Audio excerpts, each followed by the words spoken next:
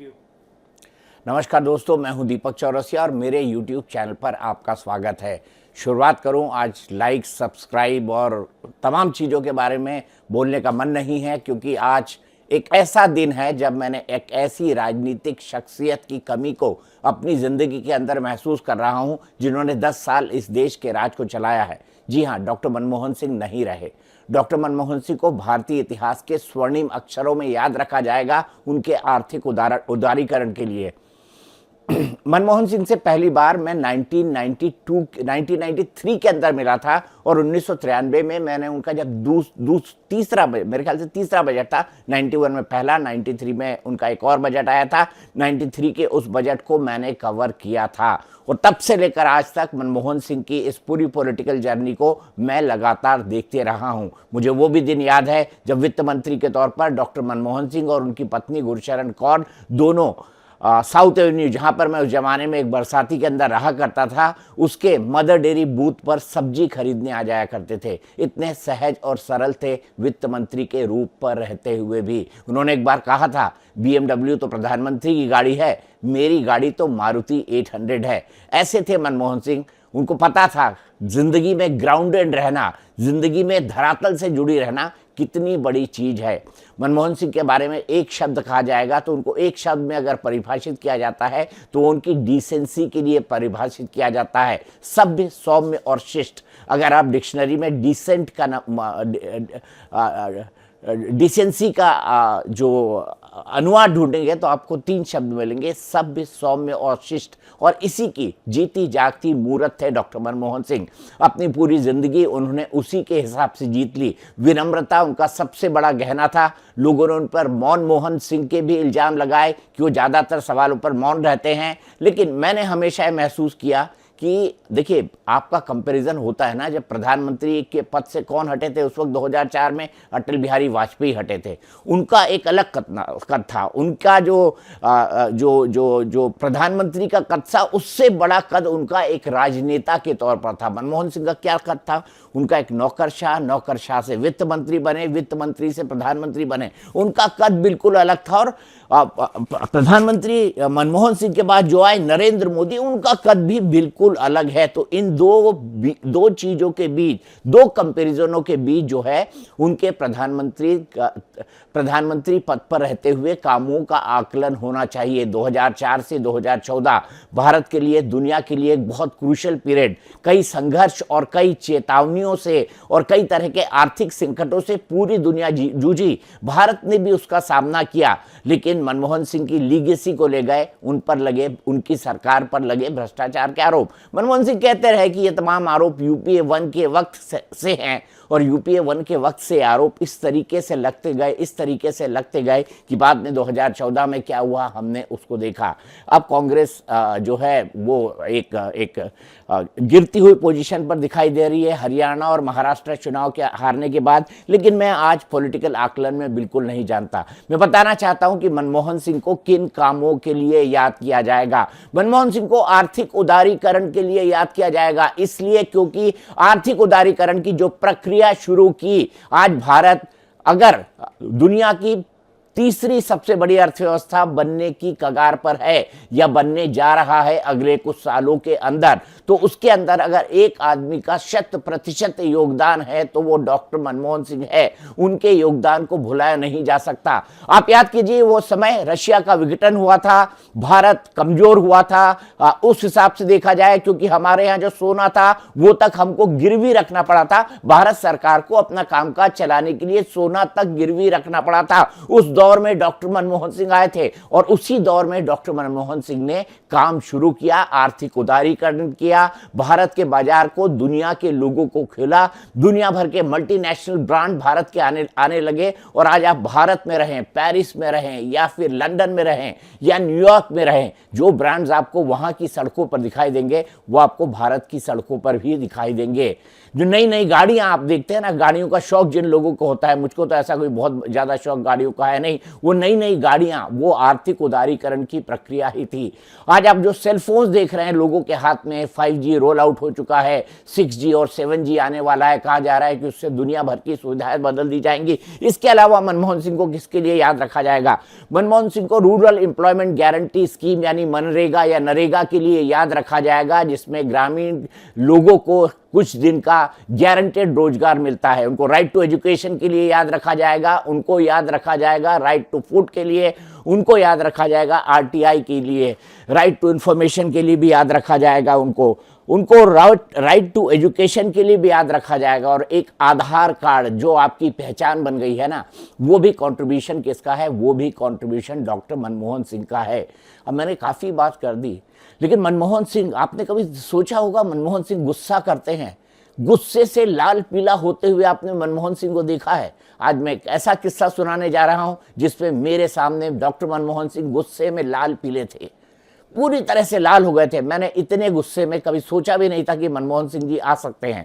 मसला क्या था, क्या मुद्दा था, वो भी मैं आपको बताऊंगा। ये भी मैं आपको बताऊंगा कि इसका पूरा का पूरा बैकग्राउंड क्या था। दरअसल मामला था एक स्कैम का। वो स्कैम जुड़ा हुआ था पेट्रोल पंप के आवंटन से। 2002 या 2003 की बात रही होगी, एग्जैक्ट साल तो मुझे अभी नहीं याद है, मैं आपको बनाऊंगा। उसके बाद जब वो प्रधानमंत्री बने तो मेरे उनके साथ किस तरह के इंटरेक्शन रहे, किस तरह की बातचीत रही। मनमोहन सिंह के बारे में खास बात है, आप उनके सामने बगल में कहीं खड़े होकर खाना खा लेना तो आप शर्मा जाएंगे, क्योंकि उनकी थाली में होती थी 3 या 4 सलाद के पीसेस, 2 गोभी की सब्जी है तो 2 गोभी के पीसेस, आधी रोटी, ये उनका खाना होता था। बहुत ही कम खाते थे।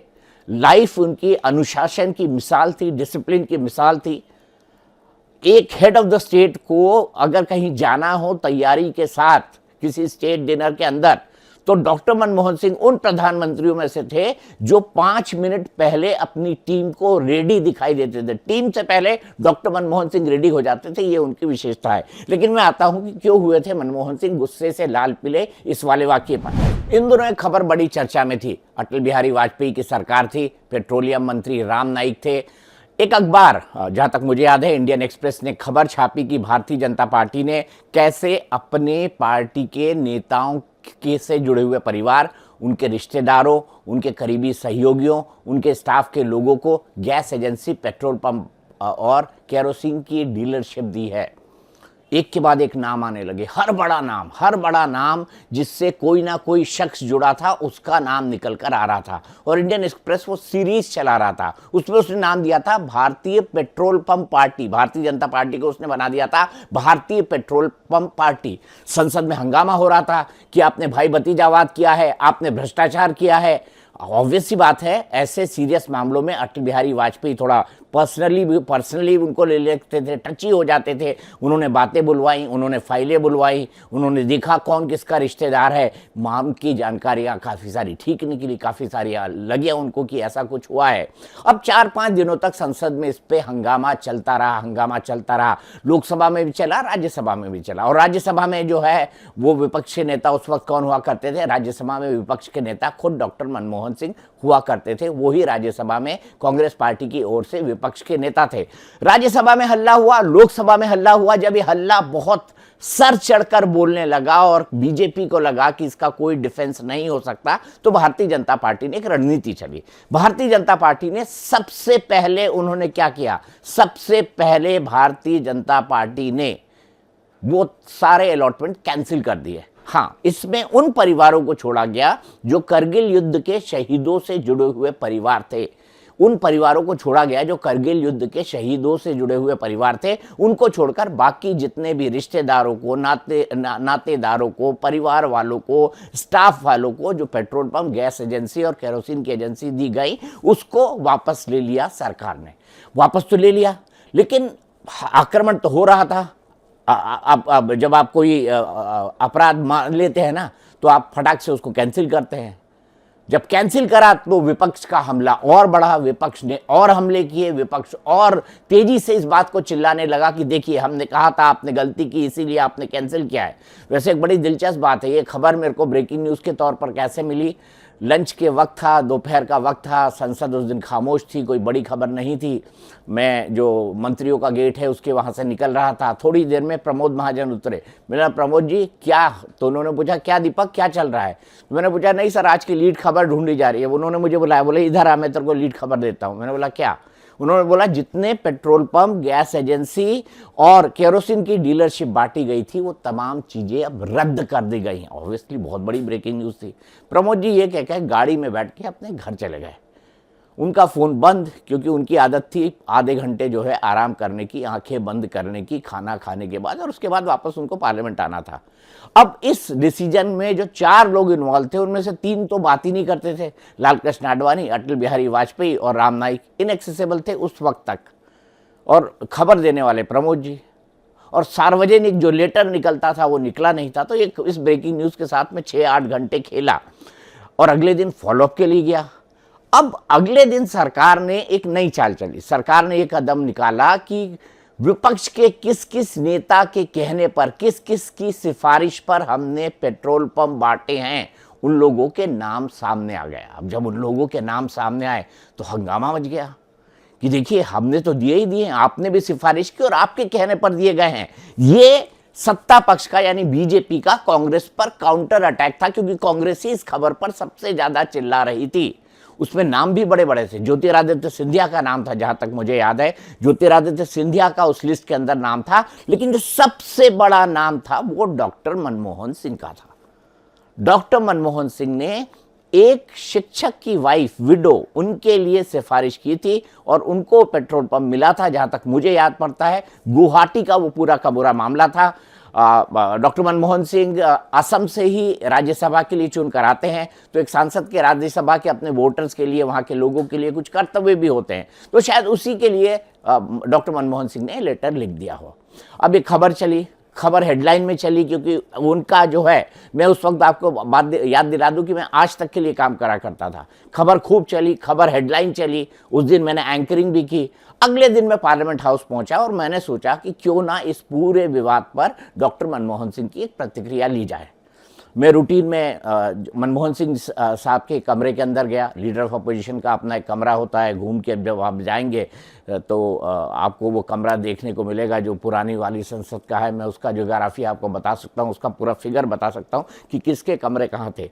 तो जब आप लोकसभा और राज्यसभा से आगे निकल कर जाते हैं तो उसके बाद आपको डॉक्टर मनमोहन सिंह का कमरा दिखाई देता है। मैं अंदर गया, मुझे 2 मिनट बिठाया गया, मैंने अपना कार्ड भेजा, दीपक चौरसिया पॉलिटिकल एडिटर आज तक, मुझे अंदर बुलाया गया। मैं अंदर गया और मैंने देखा मनमोहन सिंह जी को एकदम भड़कते हुए। बोले क्या कर रहे हैं आप, क्या कर रहे हैं आप, मेरी इमेज के साथ खिलवाड़। अब मैं सकते में, मैंने कभी कल्पना भी नहीं की थी कि डॉक्टर मनमोहन सिंह भी किसी पर नाराज हो सकते हैं, वो भी इस तरीके से। जो जानकारी है आपके पास वो तमाम गलत, वो तमाम गलत। आपको पता भी है कि उसका संदर्भ क्या था उस पत्र के लिखने का।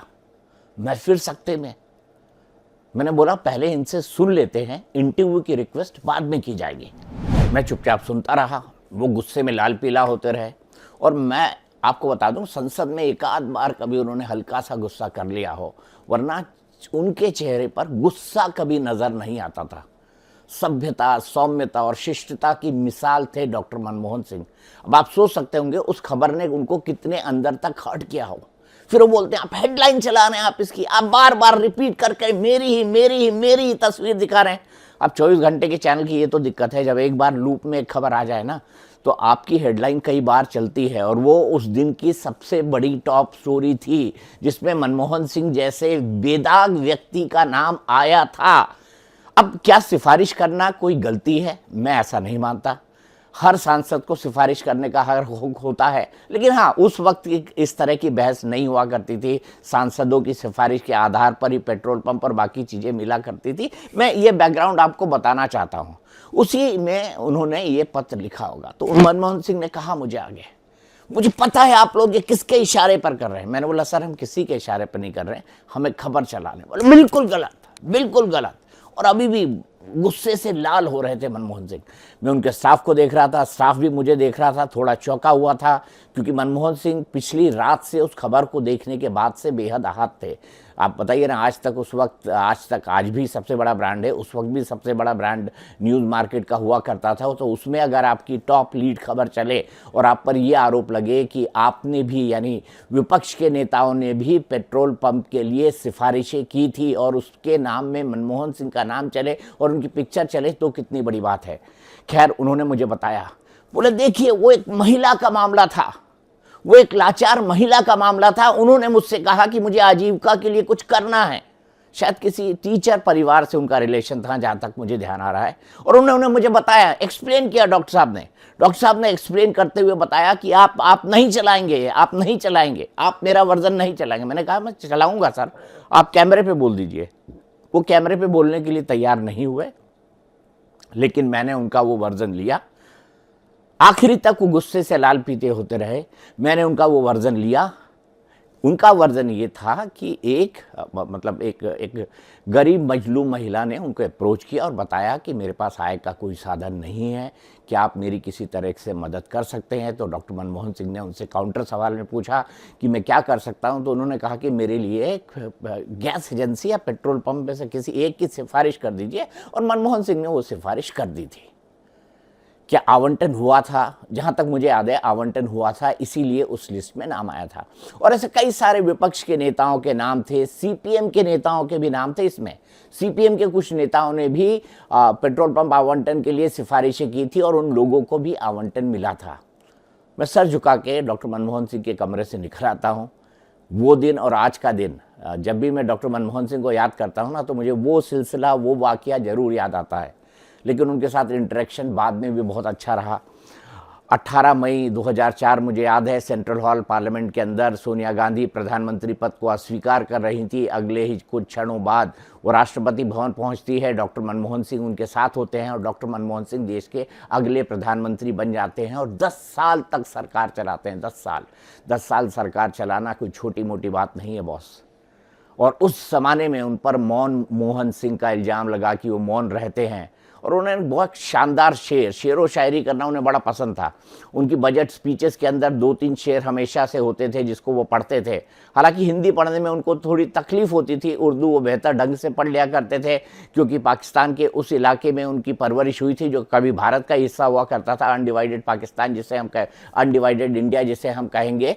तो उर्दू उनकी अच्छी थी, उर्दू शानदार थी, हिंदी उनकी थोड़ी कमज़ोर थी, क्योंकि पढ़ाई उन्होंने हमेशा इंग्लिश में की और परिवार के अंदर हमेशा पंजाबी बोली गई। इतना मैं जानता हूँ, इतना उन्होंने मुझे एक बार बताया भी था। तो तकरीर करते हुए भी वो थोड़ा, जब अगर उनको हिंदी में बोलना होता था ना, तो वो उसमें उर्दू का पुटली आया करते थे। माना कि तेरी दीद के काबिल नहीं हूं मैं,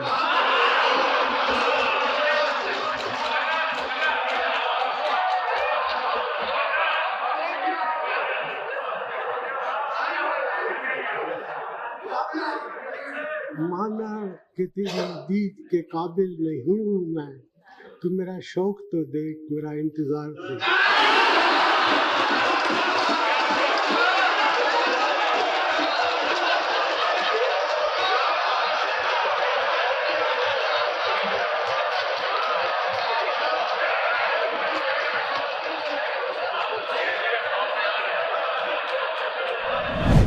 तो वो प्रधानमंत्री बने। प्रधानमंत्री बनने के बाद के मैंने आपको कई सारे उनके योगदान बताए और कई सारे योगदान बताए। इसके साथ मैं आपको कुछ और अपने अनुभव भी उनके साथ बताना चाहता हूँ। मैं उनके साथ कई विदेश यात्राओं पे गया। मैं उनके साथ अमेरिका गया, 2 या 3 बार मैंने उनके साथ United Nations general assembly cover की जब वो भाषण देने गए। इसके अलावा मैं उनके साथ हवाना क्यूबा गया, जहाँ पर एक कॉन्फ्रेंस होनी थी जिसमें भारत और पाकिस्तान की मुलाकात भी हुई थी। इसके अलावा मैं उनके साथ शर्म एल शेख भी गया। शर्म एल शेख में क्या होना था, शर्म एल शेख के अंदर भारत और पाकिस्तान की एक मुलाकात होनी थी जिसमें बड़ा विवाद हुआ। परवेज़ मुशर्रफ और यूसुफ रजा गिलानी जब यहाँ क्रिकेट मैच देखने आए थे, वो भी मैंने तमाम चीज़ें उन कवर की थी। जो भारत और अमेरिका के बीच जो बहुत ऐतिहासिक 123 एग्रीमेंट यानी न्यूक्लियर डील थी, उसकी कवरेज भी मैंने की थी। मुझे याद है जब अमेरिकी राष्ट्रपति यहाँ पर आए थे हैदराबाद हाउस के अंदर, तो वो ब्रेकिंग न्यूज़ मैंने ही सबसे पहले की थी कि एग्रीमेंट दोनों देशों के बीच में साइन हो चुका है। तो ये तमाम चीज़ है। लेकिन हाँ, एक वक्त आया था 2008 के अंदर जब इलेक्ट्रॉनिक मीडिया के सभी संपादकों का अपना भविष्य अंधकारमय दिखने लगा था। इन संपादकों के ऊपर एक संस्था या एक रेगुलेटरी अथॉरिटी बना दी जाए, ये विचार आया था 2008 के जो मुंबई हमले हुए थे, उसके जो अटैक्स हुए थे, उसकी रिपोर्टिंग के बाद एक विचार आया कि इनको गाइडलाइंस या इनको सेंसरशिप के दायरे में लाया जाए।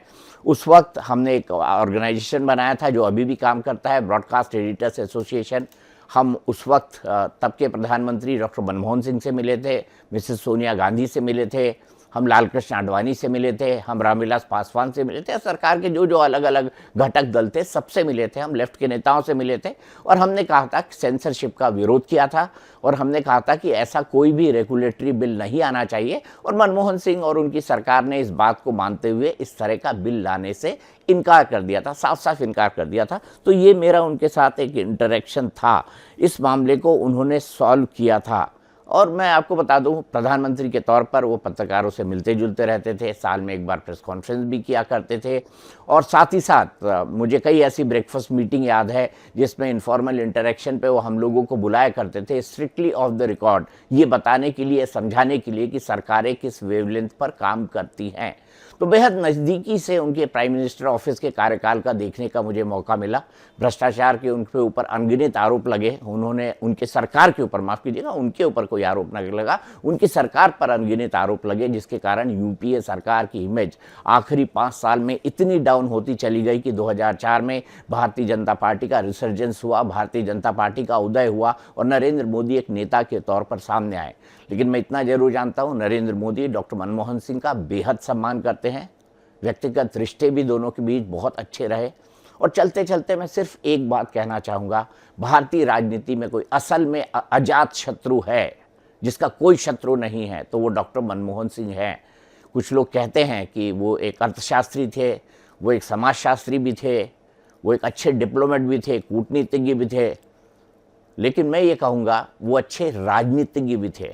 क्योंकि बहुत सारे लोग बड़े बड़े अफसर हुए हैं, प्रोफेसर हुए हैं, लेकिन प्रधानमंत्री कितने बन पाते हैं। तो भारतीय राजनीति का सबसे बड़ा मुकद्दर का सिकंदर अगर मैं किसी को कहूँगा तो वो डॉक्टर मनमोहन सिंह है।